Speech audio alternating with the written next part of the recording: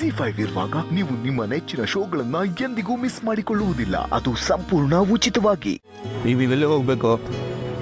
ಎಲ್ಲಿಗಾದರೂ ಪರವಾಗಿಲ್ಲ. ನೋಡಿ, ಸರಿಯಾಗಿ ಹೇಳಿ. ನಾನೀಗ ನಿಮ್ಮ ಮಗನ ಆಫೀಸ್ಗೆ ಹೊರಟಿದ್ದೀನಿ.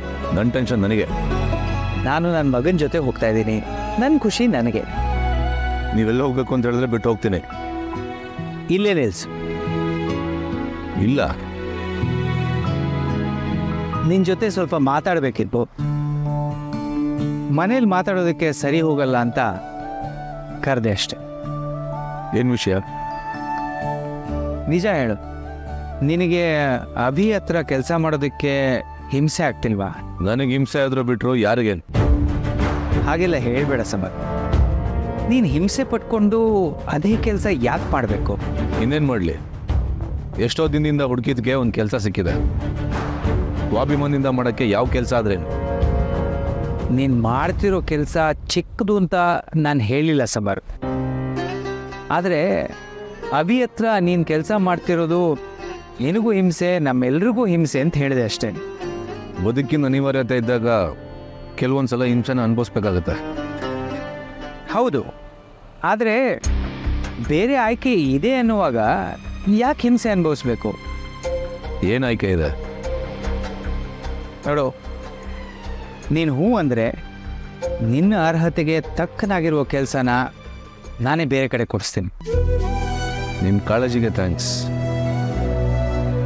ಆದರೆ ನಮ್ಮಮ್ಮ ಅನ್ಸ್ಕೊಂಡಿರೋರೆ ನನಗೆ ಬಿಟ್ಟು ಹೋದ್ಮೇಲೆ ಇನ್ಯಾರ ಮೇಲೂ ನನಗೆ ನಂಬಿಕೆ ಇಲ್ಲ.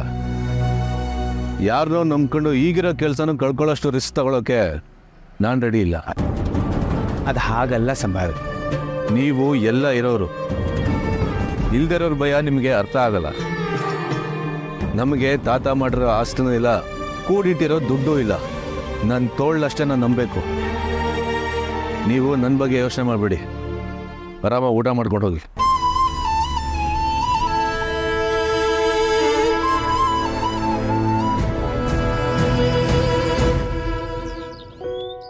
ಅಮ್ಮ, ಇಷ್ಟೆಲ್ಲ ಆದ್ರೂ ನಿಮ್ಮ ಮಗ ನನ್ನ ಹತ್ರ ಒಂದು ಮಾತು ಹೇಳಿಲ್ಲ.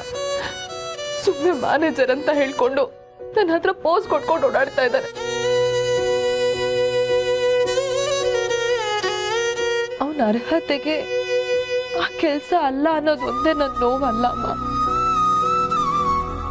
ಅಷ್ಟೆಲ್ಲ ಪ್ರೀತಿಸಿ, ಅಷ್ಟೆಲ್ಲ ರಿಸ್ಕ್ ತಗೊಂಡು ಮದ್ವೆ ಆಗಿ ಇಂಥ ವಿಷಯ ನನ್ನ ಹತ್ರ ಮುಚ್ಚಿಟ್ಬಿಟ್ನಲ್ಲ.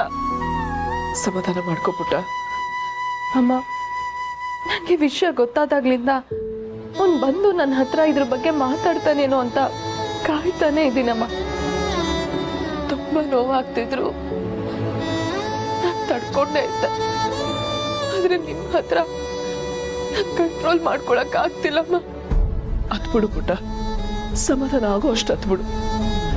ಅಲ್ಲಮ್ಮ, ಇಂಥದ್ದೊಂದು ಮುಖ್ಯವಾದ ವಿಷಯನ ನನ್ನ ಹತ್ರ ಹೇಳ್ಕೊಳಕ್ ಆಗ್ದಲೇ ಇರೋಷ್ಟು ದೂರ ಆಗ್ಬಿಟ್ಟಮ್ಮ ನಾನು. ಪಾಪು ಹೇಗೆ ಅಂತ ನಿಂಗೆ ಗೊತ್ತಲ್ವಾ ಪುಟ್ಟ.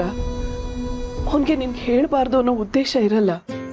ಆದ್ರೆ ತಾನಲ್ಲಿ ತನ್ನ ಅರ್ಹತೆಗೆ ಅಲ್ದಿರೋ ಕೆಲಸ ಮಾಡ್ತಾ ಇದ್ದೀನಿ, ತನ್ನನ್ನು ಹೀಗೆ ನಡ್ಸ್ಕೊಳ್ತಾ ಇದ್ದಾರೆ ಅಂತ ಹೆಂಡತಿಗೆ ಗೊತ್ತಾದ್ರೆ ನೋವಾಗತ್ತೆ ಅಂತ ಹೇಳಿರಲ್ಲ. ಗಂಡ ತನ್ನ ಹೆಂಡತಿ ಎದುರಿಗೆ ಯಾವತ್ತೂ ಸಣ್ಣವನಾಗೋದಕ್ಕೆ ಇಷ್ಟಪಡಲ್ಲ ಕಂದ. ಅವನ್ ಬೇರೆ ಯಾರೇ ಕಣ್ಣಲ್ಲಿ ಕೀಣಾಗಿ ಕಂಡ್ರು ಸಹಿಸ್ಕೋತಾನೆ. ಆದ್ರೆ ಹೆಂಡತಿ ಕಣ್ಣಲ್ಲಿ ಅವನು ಯಾವಾಗ್ಲೂ ದೊಡ್ಡವನಾಗೇ ಇರ್ಬೇಕು ಅಂತ ಬಯಸ್ತಾನೆ. ಈ ವಿಷಯ ಗೊತ್ತಾಗಿ ನೀನ್ ಎಲ್ಲಿ ಅವನನ್ನ ಕಡೆಗಣಿಸ್ಬಿಡ್ತೀಯೋ ಅಂತ ಭಯಪಟ್ಟು ನಿನ್ಗೆ ಹೇಳಿರಲ್ಲ. ಅಂದ್ರೆ ಈ ವಿಷಯ ನಿಮಗೆ ಮೊದಲೇ ಗೊತ್ತಿತ್ತ ಅಮ್ಮ? ಹೌದು ಪುಟ್ಟ.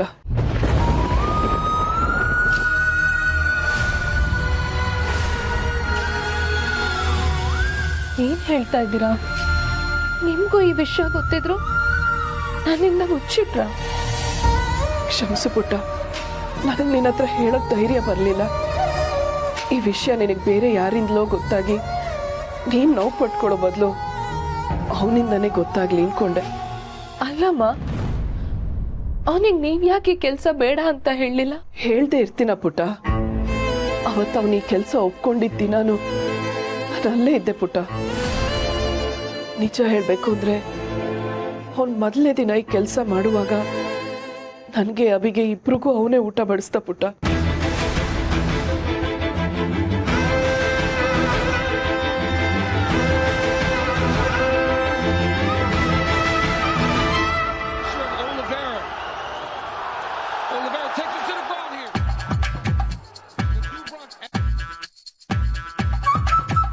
ದತ್ತ,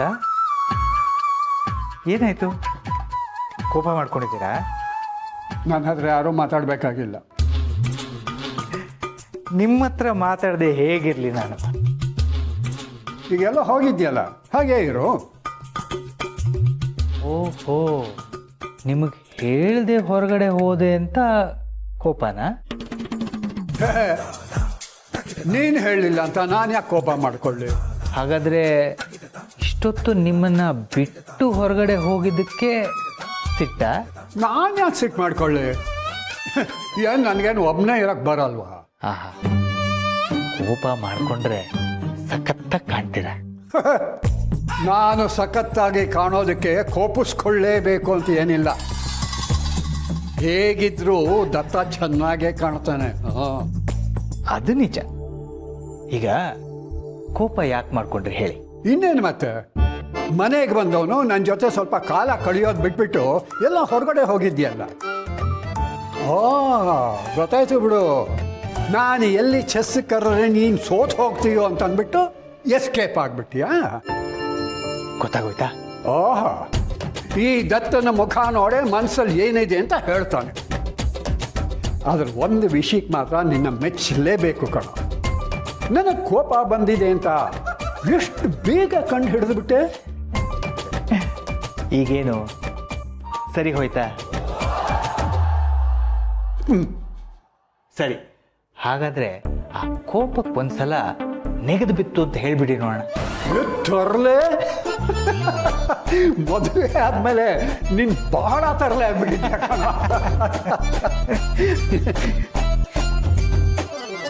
ಮಾಧವ, ಹೇಗಿದೆ ನಿನ್ ಸಂಸಾರ? ಪರವಾಗಿಲ್ಲ ಅಂತ.